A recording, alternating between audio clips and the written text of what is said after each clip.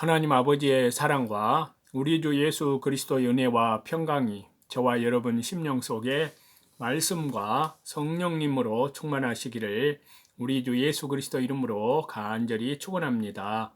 오늘은요, 로마서 13장을 본문으로 해서요, 종말을 사는 성도의 삶과 다시 재림하시는 주 예수님 그리스도라는 제목으로 하나님의 말씀을 받도록 하겠습니다. 먼저 1절인데요. 각 사람은 위에 있는 권세들에게 굴복하라. 권세는 하나님께로부터 나지 않음이 없나니 모든 권세는 다 하나님의 정하신 바라. 자, 모든 사람이 국가의 권세에 굴복해야 한다는 말씀인데요. 그 이유는 하나님께서 이 세상의 질서를 유지하고 악을 제어하며 백성들의 생명과 재산을 보호하기 위하여 권세자들, 왕과 관리들을 세웠기 때문입니다. 예수님께서 마태복음 22장 21절에요. 가이사의 것은 가이사에게, 하나님의 것은 하나님께 바치라 라고 하셨습니다. 이것은 국가에 대한 의무도 올바로 하고 하나님께 대한 의무도 다 하라는 말씀입니다. 단, 만일 국가의 명령이 하나님의 뜻에 거스릴 때에는 국가의 명령을 순종할 수 없습니다. 다시 말해서 신앙적인 것을 반대한다든지 또 하나님 섬기는 일에 반대하는 그러한 명령을 내릴 때는 절대 국가의 명령에 순종할 수 없습니다. 예배를 금지한다든지 그런 것에도 절대 국가의 명령에 순종할 수 없습니다. 그러나 국가의 명령이 성경 말씀에 어긋나지 않는 한 그 명령을 잘 순종해야 옳습니다. 2절인데요. 그러므로 권세를 거스리는 자는 하나님의 명을 거스림이니 거스리는 자들은 심판을 자취하리라. 국가의 권세를 하나님이 세우셨기 때문에 그 권세를 대항하거나 거스리는 것은 하나님을 대항하고 거스리는 것이 됩니다. 그러므로 국가의 권세를 거스리면 국가의 심판뿐만이 아니라 하나님의 심판도 받게 됩니다. 3절인데요. 간원들은 선한 일에 대하여 두려움이 되지 않고 악한 일에 대하여 되나니 네가 권세를 두려워하지 아니하려느냐. 선을 행하라. 그리하면 그에게 칭찬을 받으리라.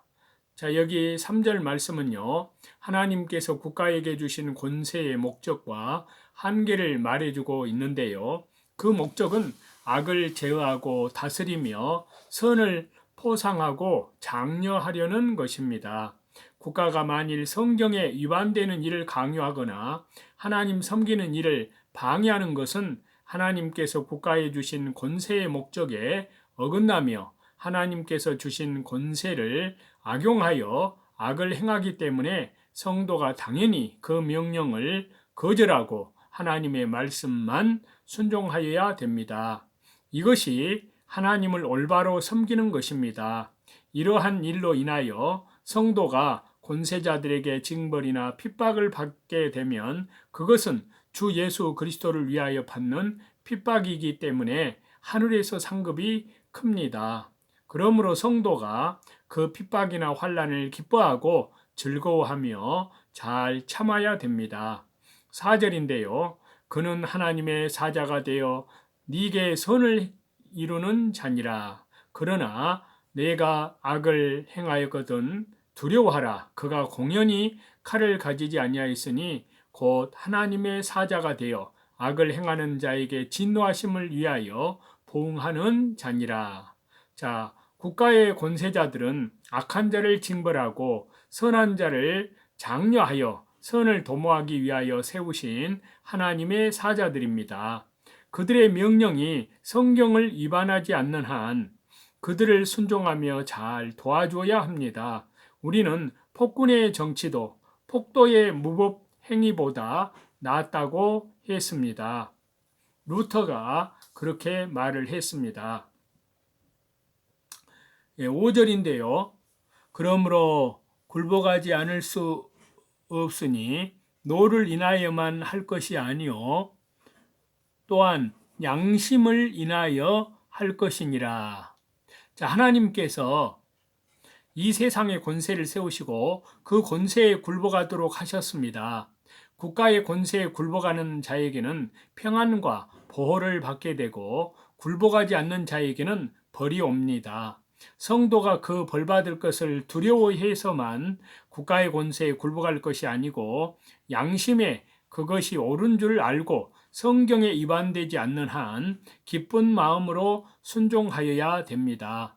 6절인데요. 너희가 공세를 바치는 것도 이를 인함이라. 저희가 하나님의 일꾼이 되어 올바로 이 일에 항상 힘쓰느니라. 자, 여기에 이를 인함이라는 앞에서 말한 복종을 인함이라 라는 뜻입니다.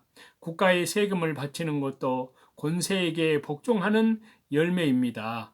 하나님께서 간원들을 세워 백성의 안녕 질서와 번영을 위하여 일하게 하셨으므로 거기에 필요한 세금을 바치는 것이 하나님의 뜻에 합당하고 국민의 도리에도 옳은 일입니다.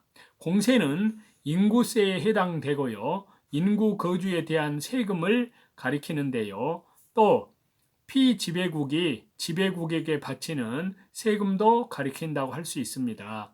7절인데요. 모든 자에게 줄 것을 주되 공세를 받을 자에게 공세를 바치고 국세 받을 자에게 국세를 바치고 두려워할 자를 두려워하며 존경할 자를 존경하라.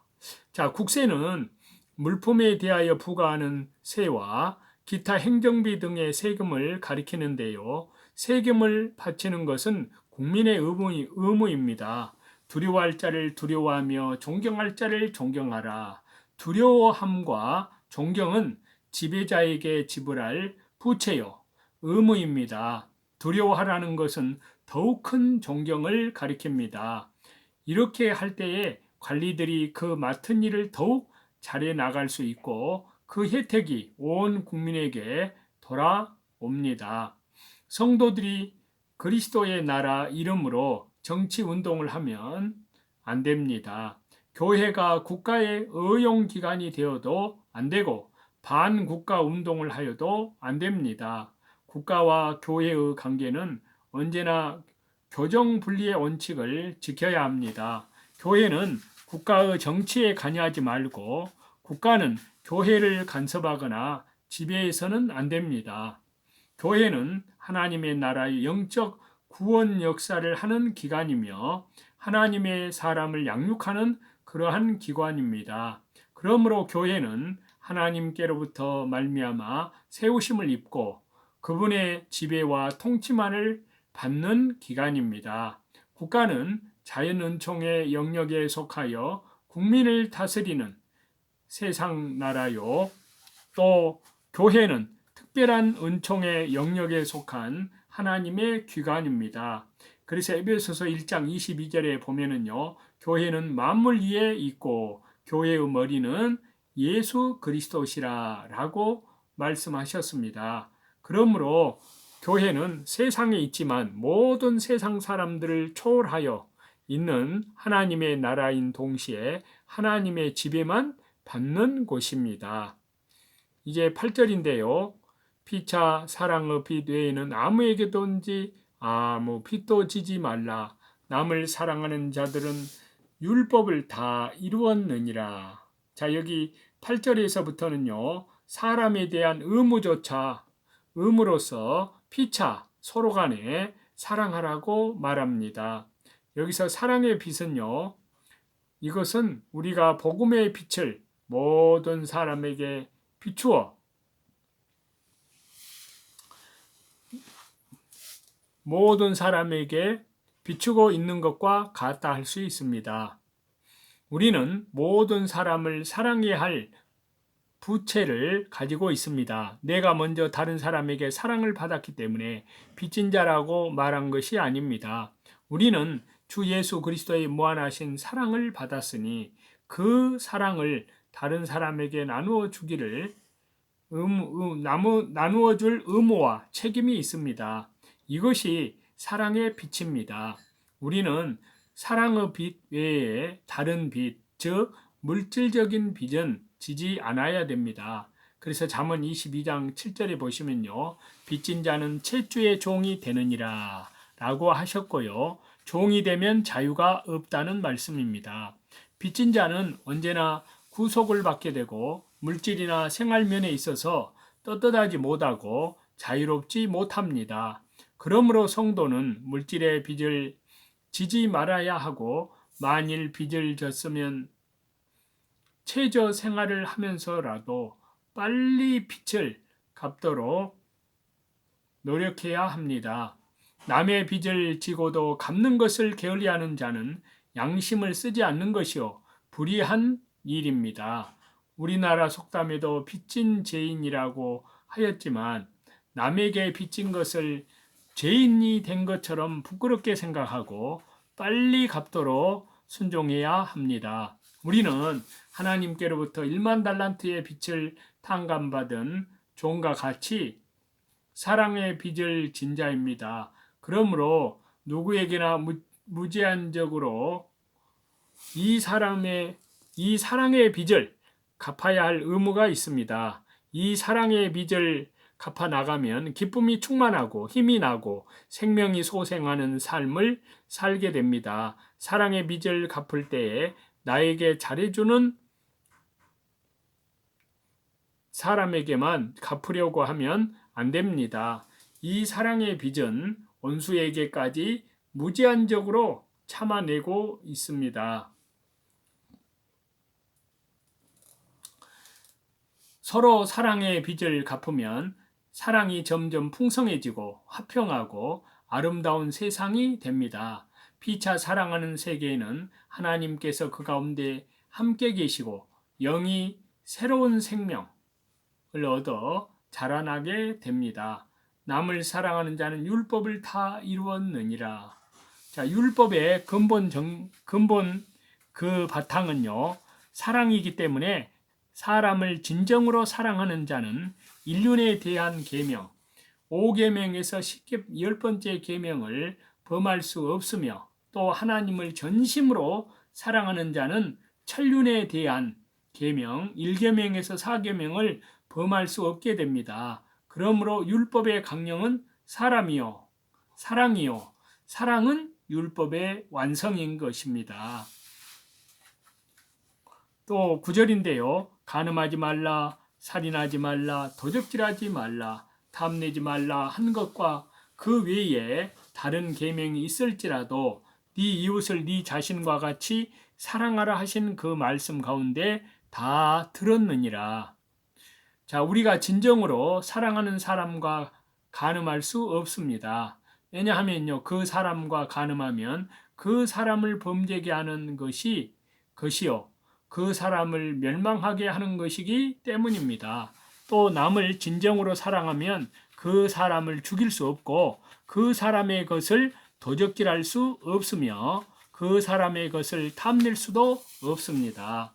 그러므로 인륜에 대한 모든 계명은 내 이웃을 내 몸과 같이 사랑하라 하신 말씀 가운데 다 포함되어 있습니다.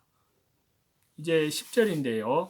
사랑은 이웃에게 악을 행하지 아니하나니 그러므로 사랑은 율법의 완성이니라. 이웃을 진정으로 사랑하게 되면 그 이웃에게 악을 행할 수 없습니다. 그 이유는요, 악을 행하는 것은 그 이웃에게 해를 주기 때문입니다. 진정으로 사랑하는 자에게 어떻게 손해를 입힐 수 있겠습니까? 그러므로 진정으로 사랑하면 율법을 완성하는 것입니다. 다른 사람에게 불평하고 원망하고 미워하고 속이고 간음하고 거짓 증거하고 탐내고 살인하는 것은 그 사람을 사랑하지 않기 때문입니다. 저와 여러분, 지금 이 시대는 우리 주 예수 그리스도의 재림이 가까이 왔다는 것을 그러한 징조들이 온 세계 열방의 나라에 표명해주고 있는데요. 저와 여러분은 이때일수록 그리스도인들은 바짝 거듭난 그리스도인들은 정신을 차리고 참으로 옷을 단정하게 입고 낮에와 같이 온갖 영과 혼과 몸에서 더럽혀진 것은 완전히 벗어버리고 오직 깨끗한 말씀과 기도로 성령님으로 우리 주 예수 그리스도의 재림을 향하여 날마다 자기를 부인하고 날마다 자기 십자가를 지고 믿음의 주에 온전케 하시는 주 예수님만을 바라보며 또한 밖으로는 많은 이뤄진 영혼들이 복음 사경회를 통해서 하나님께 돌아오는 귀한 열매 맺는 귀한 백성으로서 우리 주님 다시 오실 때 영광 중에 주님을 맞이할 수 있도록 저와 여러분이 그러한 사람이 다 되시기를 우리 주 예수 그리스도의 이름으로 간절히 축원합니다. 아멘.